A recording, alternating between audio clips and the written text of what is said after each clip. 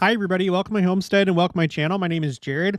I got this comment from James Alexander on my video about America's Guardian Angel. It's a really good video. I'd encourage you to watch it if you haven't already. He says, Jared, the Civil War was the chastisement poured out upon the nation, as Joseph Smith said, would begin in South Carolina in the DNC section 87, in Doctrine and Covenants section 87, the saints in Utah were more or less not involved in it. Also, as for nuclear war, Bruce R. McConkie said, some saints may be saved by the power of the priesthood from quote unquote atomic holocausts that surely shall be, in a general conference talk in April 1979. We will have our nation devastated by nuclear attack or devouring fire. So I wanted to look into that further. That's really interesting that he would say that in general conference. So first, I just want to say a couple things about the Civil War, and then we'll move on to nuclear warfare and communism and a bunch of other things. There's interesting stuff to talk about. Okay, so first, when it comes to the Civil War, yes, I do believe that you're right. The reason why, I just want to show it to anybody else that may question. So here's DNC 87. Okay, this was given December 25th, 1832. And this is where Joseph Smith says, verily thus saith the Lord concerning the wars that will shortly come to pass, beginning at the rebellion of South Carolina, which will eventually terminate in the death and misery of many souls. Now remember, 1832, the American Civil War started in 1861. It went to 1865. So this was a while before it happened. And Joseph Smith prophesied of that. And then it says later on, excuse me, that the cry of the saints and the blood of the saints shall cease to come up into the ears of the Lord of Sabaoth from the earth to be avenged of their enemies. Okay, so in case you don't know what Sabaoth, I think this is a Hebrew word, so I don't think there really should be the H at the end, but Sabaoth, it's like a plural word in Hebrew. That means, we're going over to the Oxford English Dictionary.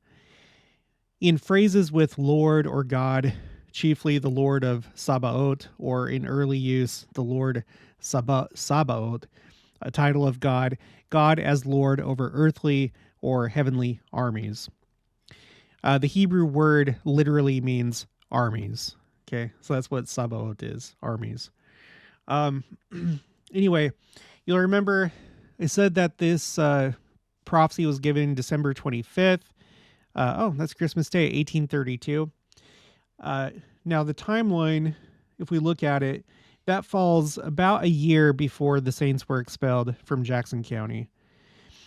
Here we have this. This is Church History in the Fullness of Times Student Manual, Expulsion from Jackson County. Has a timeline here, and then November to December of 1833 is when they were expelled. The prophet Joseph Smith and those who accompanied him to Missouri in the summer of 1831 were joyful to learn that Jackson County was the location of the latter-day Zion. They did not realize that within 2 years the saints would be driven from their homes in western Missouri. Although church members were unaware of the persecutions that were before them, the Lord had told them that the glory of Zion would come only after much tribulation. DNC 58, verse 4. The year 1833 was one of tribulation for the saints in Jackson County, Missouri. Irreconcilable conflicts developed with their neighbors over several issues, causing some citizens to take decisive action against the members of the church. The conflict began during the summer, and in November, organized mobs mercilessly drove the saints from their homes and across the Missouri River under the worst of conditions. So it's interesting because with this being given a year before, and I don't think that means that this prophecy isn't in response to what the Lord knew that the people in that county would do to the saints. It's interesting that he gave this like ahead of time. Surely by that point, I'm not a history buff when it comes to like early church history, but surely there had already been persecution and stuff throughout the church. But the really big one would come a year later. And this prophecy is all about the Civil War starting and that leading to warfare that would spread across the world. And it has, we've had 2 world wars, and now here we are in 2024 with some very interesting wars that are taking place. And it says, okay, I'll just read that the cry of the saints and the blood of the saints shall cease to come up into the ears of the Lord of armies, or Sabaoth, from the earth, to be avenged of their enemies. So yeah, I think I would tend to agree with this assessment that the Civil War was a result of the persecution of the saints, and both what had already been done and what would happen the year after in 1833. And then if we skip forward to 1854, because this is how this whole thing came up on the channel, and James Alexander's comment was a result of what we read here. This is from Orson Hyde, Journal of Discourses, Volume 6, and this is in 1854. So just a refresher what he said. So sure and certain as the great water courses win their way to the ocean and find their level, so sure as the passing thundercloud hovers around yonder twin peaks of the Wasatch Mountains, and upon their gray and barren rocks pours the fury of its storm, just so sure and certain will the guardian angel of these United States fly to a remote distance from their borders, and the anger of the Almighty wax hot against them, in causing them to drink from a cup of bitterness and division. So again, this is still the Civil War. What was the year that I just said? This is 1854. So the Civil War was going to happen in 7 years from this time. So, and the anger of the Almighty wax hot against them, and causing them to drink from the cup of bitterness and division. Right? Civil War. And the very dregs stirred up by the hands of foreign powers in a manner more cruel and fierce than the enemies of the saints in the day of their greatest distress and anguish.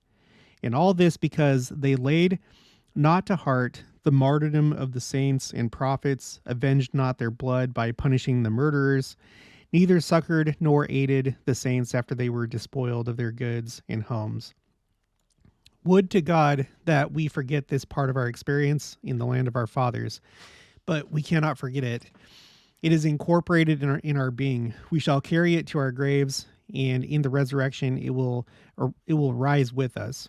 Had the United States been as faithful a guardian to the Latter-day Saints as the angel of God has been to them, she would never know dissolution nor be humbled in dishonor by the decrees of any foreign powers. I asked no earthly being to endorse this, my testimony, or to adopt it as his own sentiment. A little time will prove whether Orson Hyde alone has declared it, or whether the heavenly powers will back up this testimony in the face of all the world. When justice is satisfied and the blood of martyrs atoned for, the guardian angel of America will return to his station, resume his charge, and restore the Constitution of our country to the respect and veneration of the people, for it was given by the inspiration of our God. So this is really interesting. Again, 7 years before the Civil War, and he's saying that the angel Moroni would leave his station, allow this punishment to happen on the United States, and then once that was completed, he would return. And it's also interesting to note, I was trying to see if there was anything that was said in the Institute student manual, and I thought that I would highlight this. I already knew this before. I'm sure a lot of you already know this, but when it comes to the American Civil War, it's interesting. After what we just read, it says it has been estimated that more American citizens died in the Civil War than the number of Americans who have died in all other wars combined. So this was, it was a big, big, big punishment on the United States. It was prophesied of by Joseph Smith, and Orson Hyde seems to have known that this was going to happen. Of course, he had, Doctrine and Covenants, but he probably knew that it would be the result of the saints not being protected, not being avenged, and the murderers going unpunished, just like he said. So it's all very interesting stuff. Now, let's go ahead and let's move on to what Bruce R. McConkie said about nuclear war.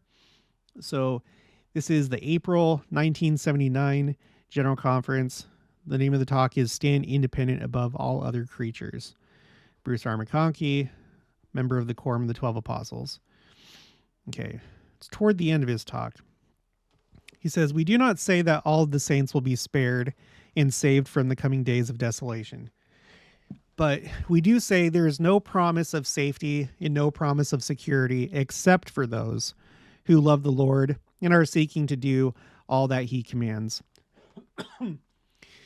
It may be, for instance, that nothing except the power of faith and the authority of the priesthood can save individuals and congregations from the atomic holocausts that surely shall be.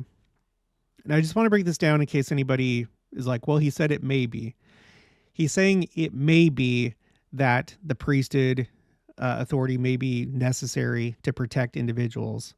That's what he's saying in reference to it may be. But then he says the atomic holocausts that surely shall be. Now, we're going to look a little bit more into this and other things that he's said about nuclear warfare. I'm not sure that I necessarily take this that he's saying that it absolutely is going to happen, like he's prophesying that there's going to be atomic holocausts. I wouldn't be surprised if there was, but I don't know that I would take this as absolute proof that it is going to happen or that it's going to happen in the United States. Okay, I'm going to show you why in just a minute. All right, continuing on, he says, "And so we raise the warning voice and say, take heed, prepare, watch, and be ready. There is no security in any course except the course of obedience and conformity and righteousness. For thus saith the Lord's scourge shall pass over by night and by day, and the report thereof shall vex all people. Yea, it shall not be stayed until the Lord come. Nevertheless, Zion shall escape if she observe to do all things whatsoever I have commanded her, saith the Lord." So for this reason, you guys, we should really make sure that we're keeping our covenants, living the commandments, going to church, that we're on the covenant path. Okay. Because unless you do that, you definitely don't have any promise of protection. But if you are on the path, then you're much, much, much more likely to avoid different things like this.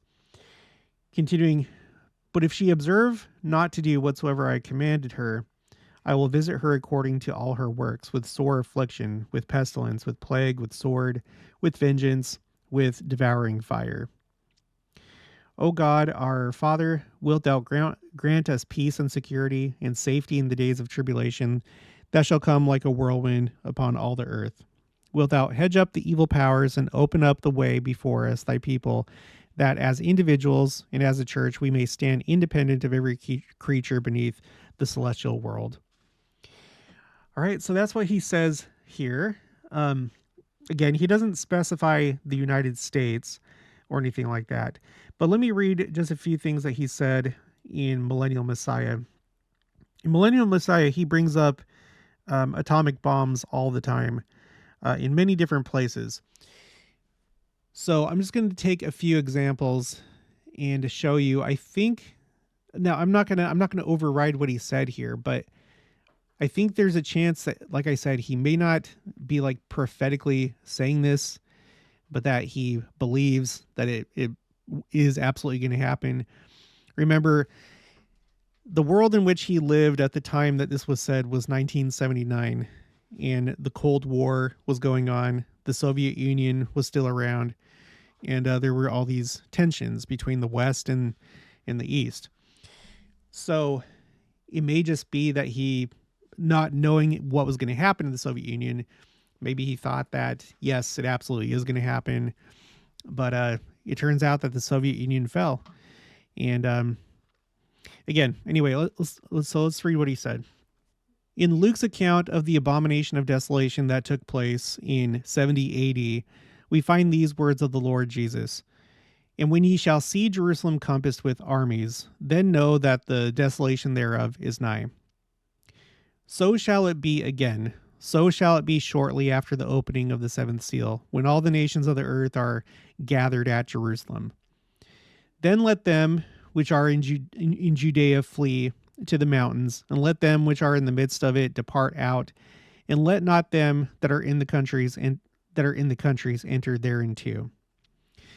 Is this the way the saints shall be saved in the last days, when 2/3 of the inhabitants shall be cut off and die, and only 1/3 be left? If more than 1 million were put to the sword in 70 AD, how great shall be the slaughter when atomic bombs are used? For these be the days of vengeance, that all things which are written by may be fulfilled. And again, in another day of vengeance, with even more of the prophetic word to be fulfilled, how great shall be the overflowing of abomination. Okay, so this is one that I wanted to read. Let's move on to the next one. Modern similitudes of his coming.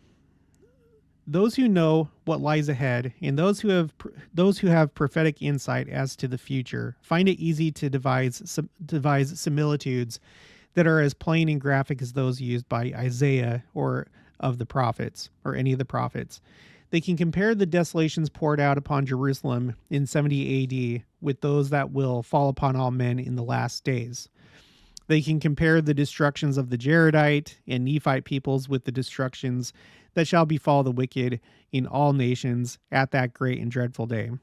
They can look to the bloodshed and horrors of 2 world wars and see in them a type and a shadow of what shall be as the Armageddon of the future rears its ugly head of horror before us. They can speak of atomic holocausts and of hydrogen bombs that will desolate whole nations and peoples. All these things are but types of what is yet to be. Okay, later he starts to go through the different angels, the 7 angels. The first angel, hail and fire descend. The first angel sounded, and there followed hail and fire mingled with blood, and there were cast upon the earth, and the third part of the trees were burnt up, and all green grass was burnt up. Is this the overflowing rain and great hailstones, fire and brimstone of which Ezekiel spoke? Could all this be brought to pass through atomic warfare? Or will it come by natural disasters, as when God rained fire and brimstone upon Sodom and Gomorrah? Speculatively, most of the plagues and destructions here announced could be brought to pass by men themselves, as they use the weapons and armaments they have created.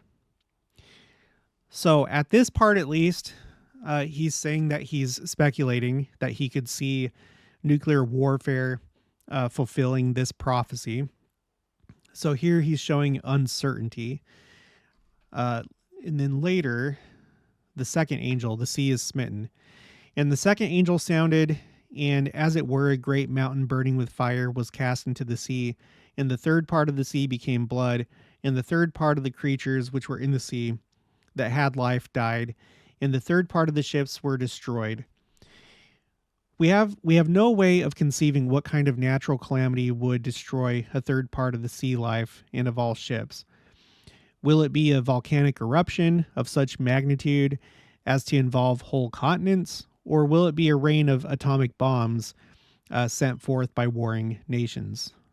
So again, here he's showing uncertainty. He's just putting forward different ideas. The third angel, earth's waters are polluted.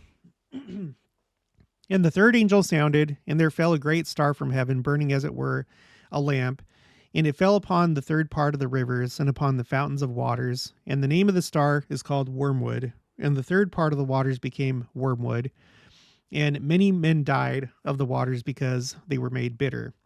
Could this result from atomic fallout or pollutions from the factories of the world? Or will it be brought to pass by some law of nature beyond our control? Okay, just a couple more. We're moving to a different section. A noisome and grievous sore. And the first went and poured out his vial upon the earth, and there fell a noisome and grievous sore upon the men which had the mark of the beast, and upon them which worshipped his image. Could this be the same plague of which Zechariah speaks when he says that men's flesh shall consume away while they stand upon their feet, and their eyes shall consume away in their holes, and their tongue shall consume away in their mouth? Does it have reference to these words of latter-day revelation? And their flesh shall fall from their bones, and their eyes from their sockets? Is this a plague that will result from atomic fallout, or from some worldwide pollution of the air we breathe, the food we eat, and the water we drink? It is to come upon those who worship at the altars of evil, leaving the inference that those only will escape who have faith in the Lord, and who exercise the power of the priesthood to rebuke the evils that otherwise would afflict them. So what he says right here is almost like what he said in the talk. Let's just go back to that talk where he says, it may be, for instance, that nothing except the power of faith and the authority of the priesthood can save individuals and congregations from atomic holocaust that surely shall be. So again, it seems like he was already, thinking about these things back in 1979. Millennial Messiah was published in the 80s, 1982. And so in this work, Millennial Messiah in 1982, there's just a lot of speculation, and he admits that. And he also says that there's no problem with speculation. There's always people that are like, oh, there's so much speculation going on here, or you guys speculate too much. Let me just read you what he said when it comes to speculation. I have it on my quotes A through Z spreadsheet. Let me pull that up really quick. Quotes A through Z. Control F. Speculation. I guess I'll just have to go scroll down. Let's see. Speculation. There it is.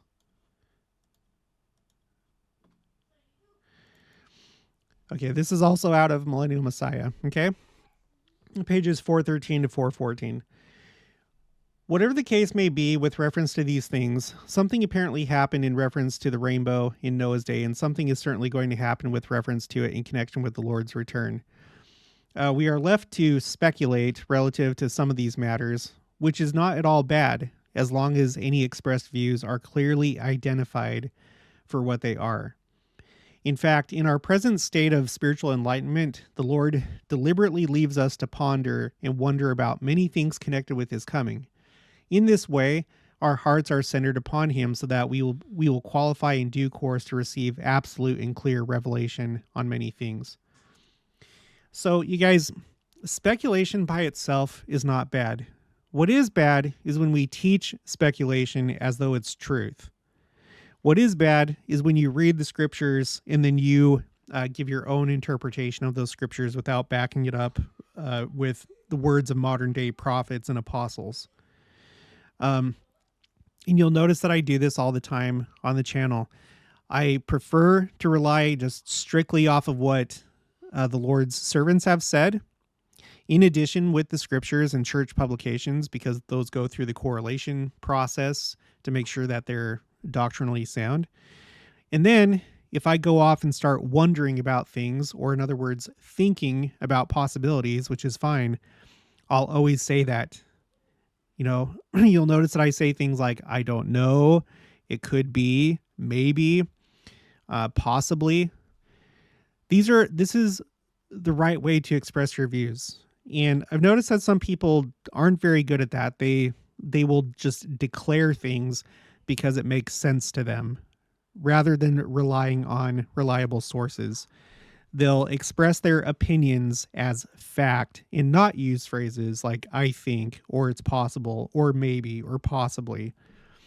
And that's a big problem, because then you are essentially stepping into the role of the prophet and declaring things when you don't have the authority to do that. So speculation, it's fine, but you need to make sure that you express it and as your own opinion. Or if you do say something authoritatively, you cannot be the authority of that. You need to reference a prophet or an apostle or general authority that has said that thing. Okay. So anyway, let's go to the last one here. Oh, no, wait, that's not the last one. No, you know what? That's enough. So, that makes my point. So I'm not so sure, based on everything that he said in Millennial Messiah, he was thinking about different prophecies. Like, could this be because of nuclear warfare? Could that be because of nuclear warfare? In addition, he may possibly just have seen nuclear warfare as inevitable, given the circumstances of 1979. Now, again, I'm not going to be so bold as to say that he is wrong here. I'm just saying he may have just been expressing opinion, but I'm not going to say that he was. I'll just wait and see what actually happens. I wouldn't be surprised if we have more nuclear bombs go off. We did have something almost as powerful as a nuclear bomb go off in Lebanon, the Lebanon port explosion. And I've done videos about this.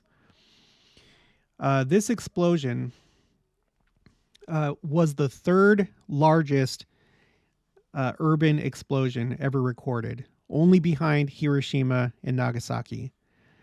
I've done videos about this. Here it is. This was back, I think, in 2020. There.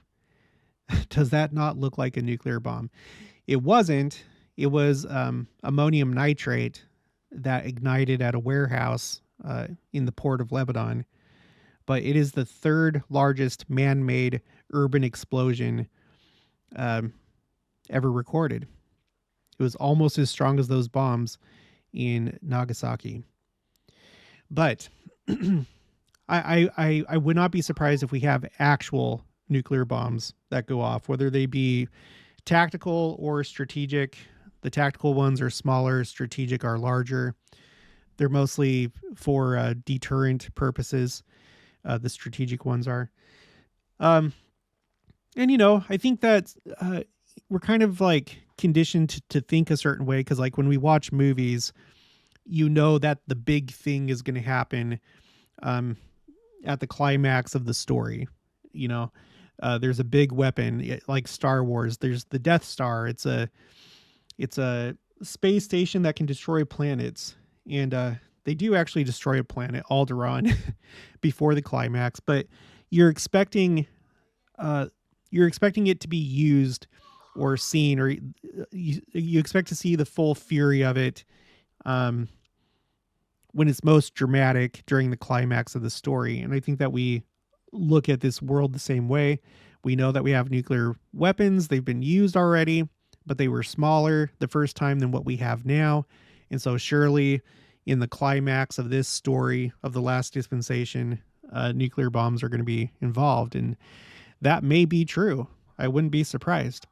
But I'm not going to go so far as to say that it's been prophesied that it's going to happen here in the United States or in Europe or wherever. It could, or it may not. Maybe we'll just see nuclear bombs in the Middle East. Maybe we'll just see them in Russia. Maybe we'll see them in China. Maybe we'll see them in the Pacific. Who knows? So I can't find anything that says that it's going to happen in a particular place. But Bruce R. McConkie seemed to think that you're probably going to see it in the Battle of Armageddon in Israel. And that very well could be. We'll just have to wait and see. Now, I wanted to look up and see if there was anybody else that's talked about nuclear bombs. And so I used the scripture citation index. I looked up the word nuclear, and this is what I found. So I have a few quotes to share with you here. This is from Elder Nathan Eldon Tanner, assistant to the council, assistant to the Council of the 12 Apostles, The name of the talk is By the Word of Their Testimony. And he says, the struggle in the world today and the threat of nuclear war would be averted tomorrow, and peace would reign upon the earth if the people in the world would accept this message. The conflict in the world which threatens the free agency and life of every individual is a continuation of the war in heaven, where Satan was determined to take away our free agency, God's greatest gift to man. Again, remember, this is 1961, and there's this big struggle, this big Cold War between the West and, the capitalist countries, the free countries, and the communist countries. As we read in the scriptures, because that Satan rebelled against me and sought to destroy the agency of man, which I, the Lord God, had given him, and also that I should give unto him mine own power, by the power of mine only begotten, I caused that he should be cast down. And he became Satan, yea, even the devil, the father of all lies, to deceive and to blind men, and to lead them captive at his will, even as many as would not hearken unto my voice. Wherefore he maketh war with the saints of God, and encompasseth them round about. This was so evident to me as we were in Berlin to organize a stake there. I took the opportunity of going to East Berlin as a tourist may, if he has his proper papers.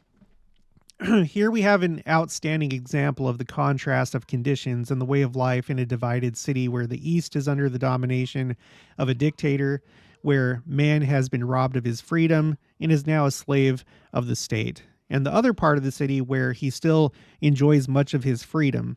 In the West, the stores, the streets, with their bright lights, the cars, the hotels, and beautiful parks, are all bustling with people who can go and come as they wish, and who are joyously and actively engaged in building and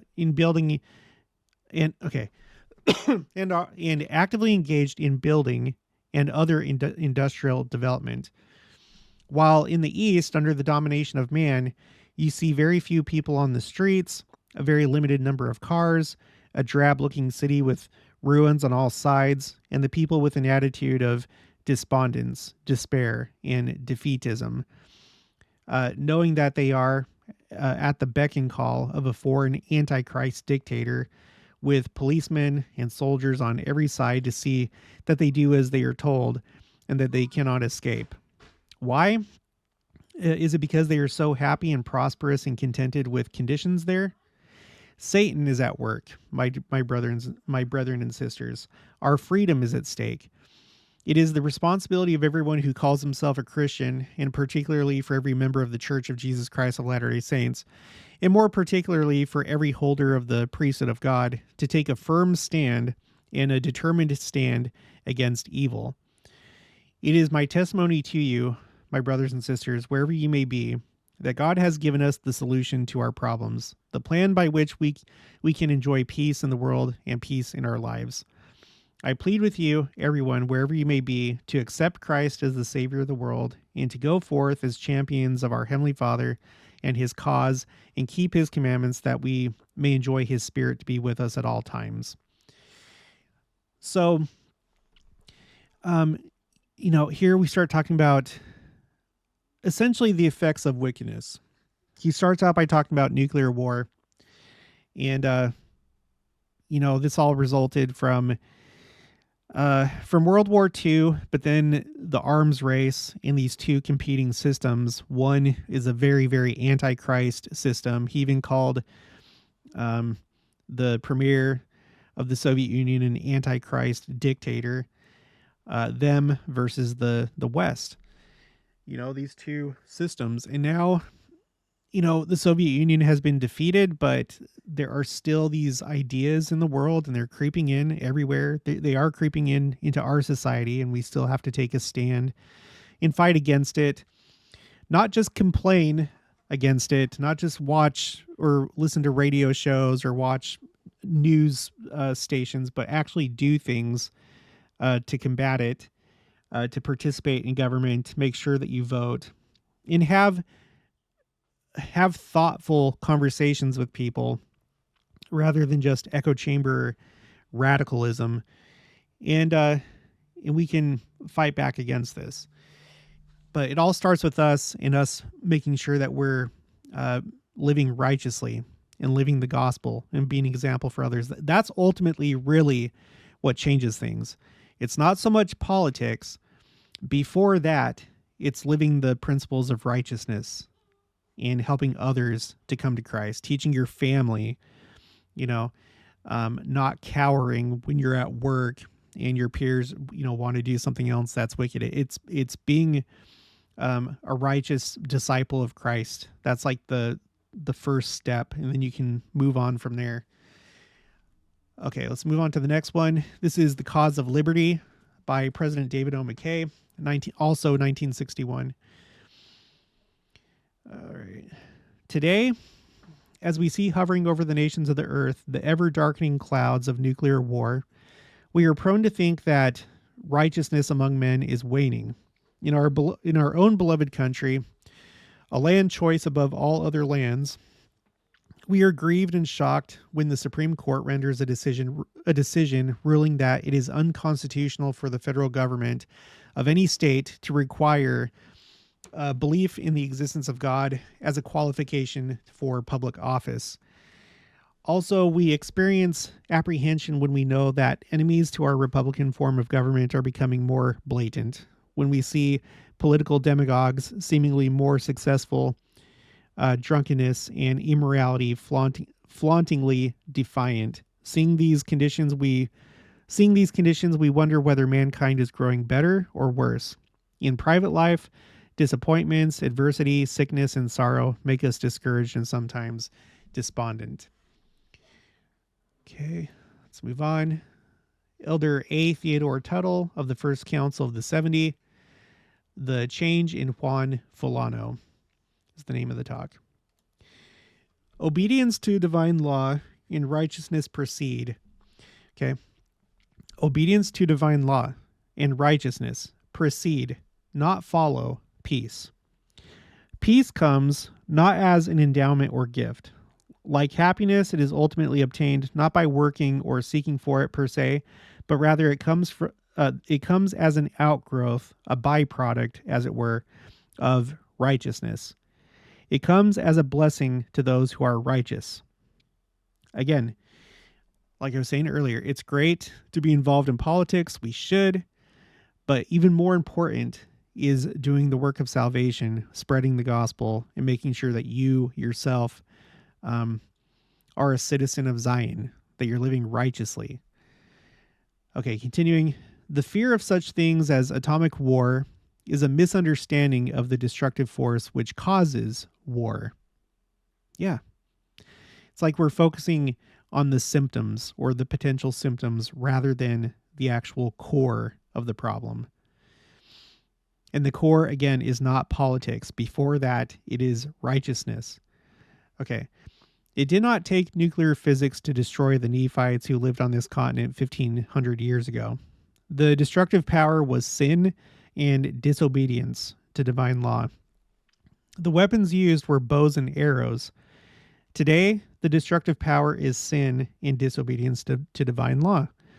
The weapons differ somewhat, but accomplish exactly the same end. If we are wicked, we have cause to fear every weapon. If we are righteous, we need fear nothing. And you guys, I am not afraid of nuclear war. It may happen. It may even kill me. And that would not be the worst case scenario, frankly. You would go immediately into the spirit world. And if you're living righteously, you'll be in spirit paradise. And this existence where we experience all this pain and suffering and all the things that we go through, all the trials, it comes to an end if you're living righteously and you go into the spirit world. So that would not be the worst thing. But secondly, I'm not really worried about being killed by a nuclear bomb because I do trust that the Lord is going to protect the saints, at least the majority of them.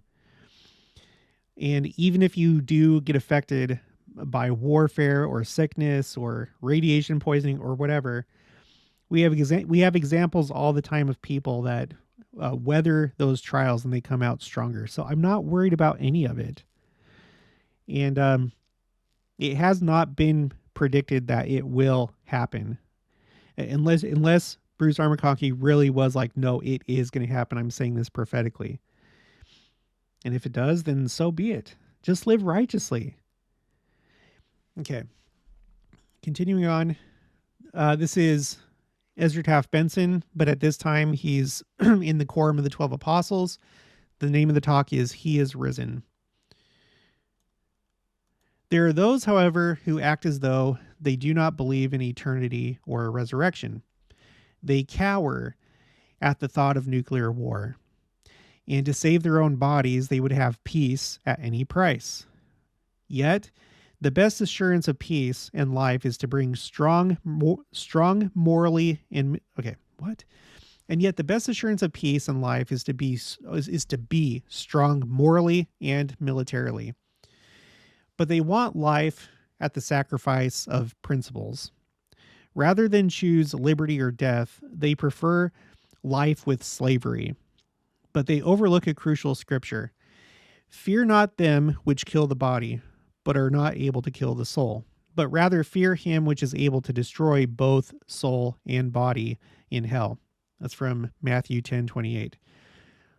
The Lord could, I suppose, have avoided the war in heaven over free agency. All he needed to do was to compromise with the devil.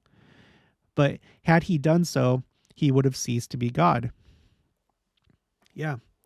And you know what? This is a big problem right now, compromising. And it comes under the guise of tolerance. That's like one of the big things that is pushed is we need to learn tolerance. But what they really mean is compromise your values and to say that things are okay that are not okay. To you know what I mean. We cannot compromise. We cannot go along to get along on certain issues. We should try and find common ground, but we should not go back on our values. Find common ground. That is good. Compromise on values? No, we should not do that. We don't need to be rude or mean. We should be as Christ-like as possible, but not go back on our values. So, but there are people that are afraid.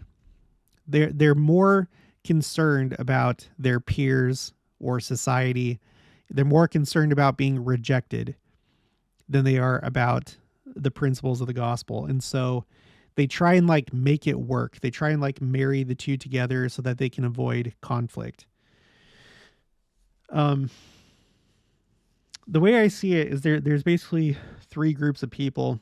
You have people that are solid, they're righteous, they have hearts, they're genuine, they have core principles within them. On the other extreme, you have people that do not have core principles, and they are governed by the natural man because they've given themselves over to the natural man, and they live according to, the law of the jungle of this world. And they just do whatever they need to do to survive. It doesn't matter what they need to do. They do it. And then you have this middle group that are somewhere in between. And it seems to me like what they do is they conform to whatever the prevailing forces are in their environment. So if they're surrounded by good people, then they conform to it because that's what's the safest for them. They may have some principles, but they're just kind of spineless. They're in the middle. They're not firm. They're not looking to be bad. They're not like all the way given to the natural man. They're not seeking for bad things, but if they're in an environment where they're surrounded primarily by bad, instead of not compromising, they will compromise for their own safety, so that they don't want to rock people. They're basically people that don't want to rock the boat.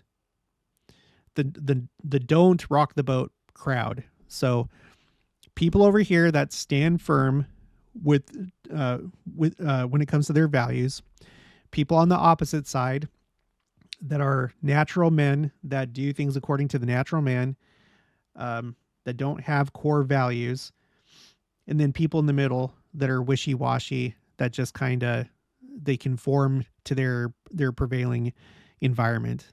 That's the way that I see things, and I think that's right. And I think that's one way that you probably could characterize the celestial, terrestrial, and telestial worlds, and the different types of people. Okay, so all he needed to do was to compromise with the devil, but had he done so, he would have ceased to be God. While it is more difficult to live the truth, such as standing for free agency, some of us may, in the not too distant future, be required to die for the truth. But the best preparation for eternal life is to be prepared at all times to die, fully prepared by a valiant fight for right. Let us act like men who are sons of God, men with assured knowledge that there will be a resurrection and a final judgment. Okay, we have just a couple more, and then we'll be done here. This one is also by Ezra Taft Benson, 1964. This was just the very next conference, and he's still in the Quorum of the 12 Apostles at this time. The name of the talk is 3 Threatening Dangers. Okay, false educational ideas. Second, false educational ideas. During the past several years, many of our institutions of learning have been turning out an increasing number of students schooled in amorality, relativity, and atheism. Students divested of a belief in God, without fixed moral principles, or an understanding of our constitutional republic and our capitalistic free enterprise economic system. This follows a pattern which was established years ago at some of our key colleges that produced many of the teachers and leaders in the educational field across the country today. The fruits of this kind of teaching have been tragic, not only to the souls of the individuals involved, but also to the parents and even to our country. We saw these tragic fruits with some of our boys in Korea. When a survey was recently made among students asking which they would prefer, nuclear war or surrender to the communists, those campuses scored highest for surrender, who had been most permeated by these cowardly teachings of false economic principles, atheism, and amorality. On one very liberal college campus, over 90% favored surrender. Holy cow. On one very liberal college campus, over 90% favored surrender. Other surveys on moral standards are equally alarming. Most disturbing is the fact that the more college courses the students take on these campuses, the worse their thinking seems to become. Freshmen who have just left home or work do not seem as fully permeated with the brainwashing as the seniors.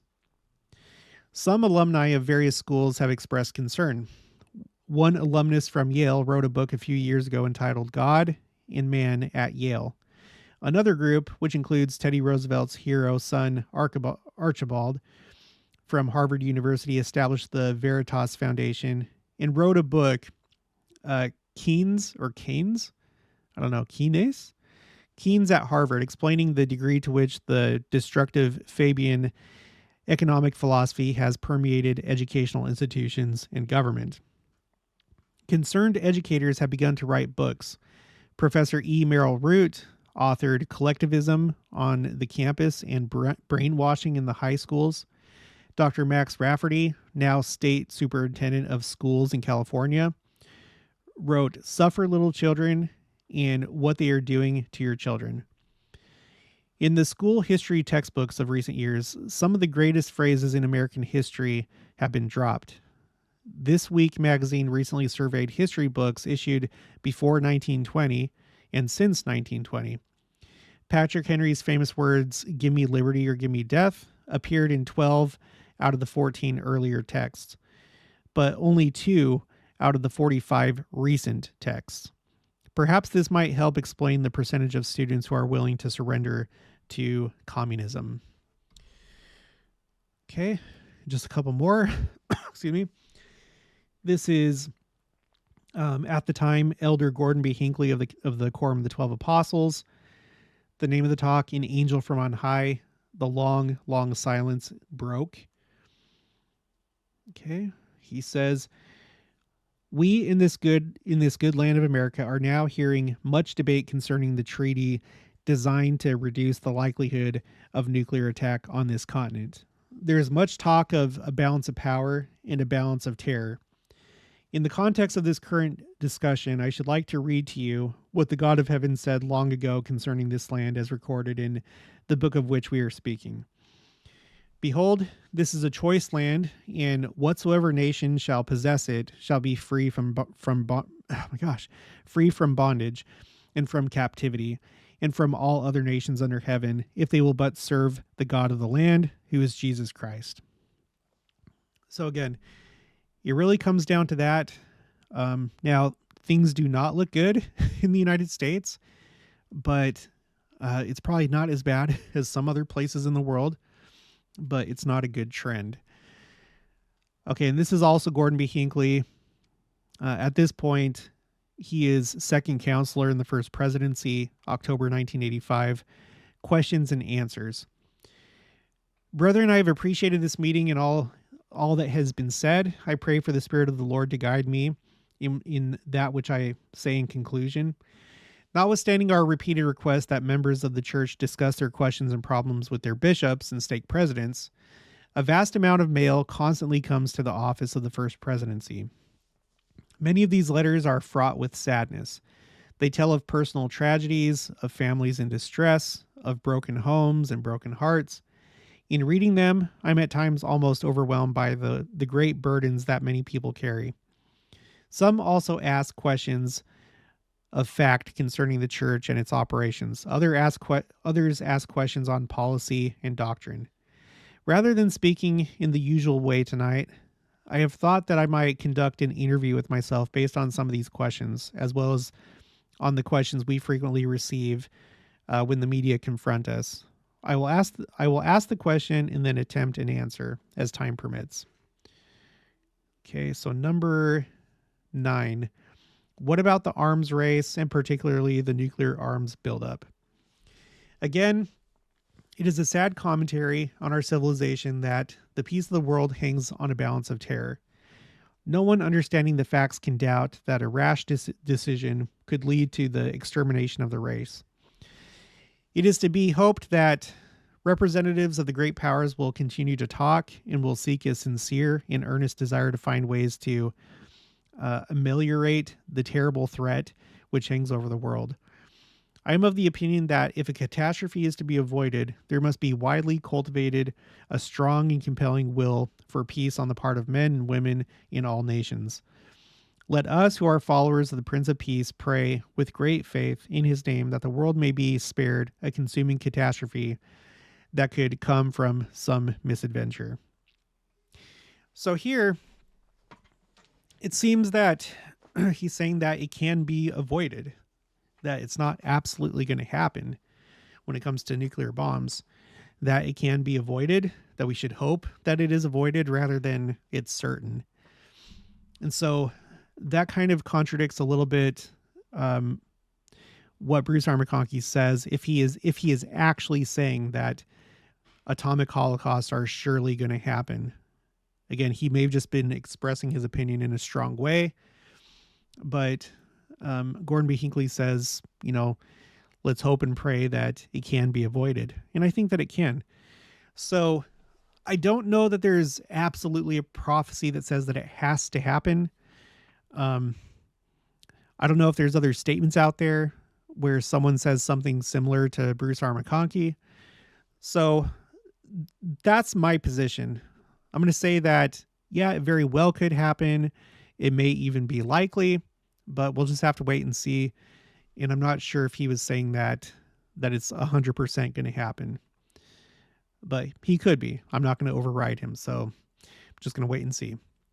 But the more important thing is that we need to make sure that we're living righteously, that we're on the covenant path. And then after that we're involved politically, and in being involved in politics, that we're not simply being radical people that add to the polarization, but people who actually try and work with the other side, try and find common ground. And that's hard because it takes a lot of time. It takes communication, but not just simply a radical partisan where the other side is all bad and they're just horrible and there's nothing good. They're irredeemable, because that's not true. On both sides, there are rational people, and there can be compromise and maybe even persuasion, potentially. Okay, well, that's going to be it for this one. So if you haven't already, please make sure to subscribe, like this video if you liked it, leave your thoughts and opinions down in the comments below. Also, make sure to share it, and I'll talk to you guys later.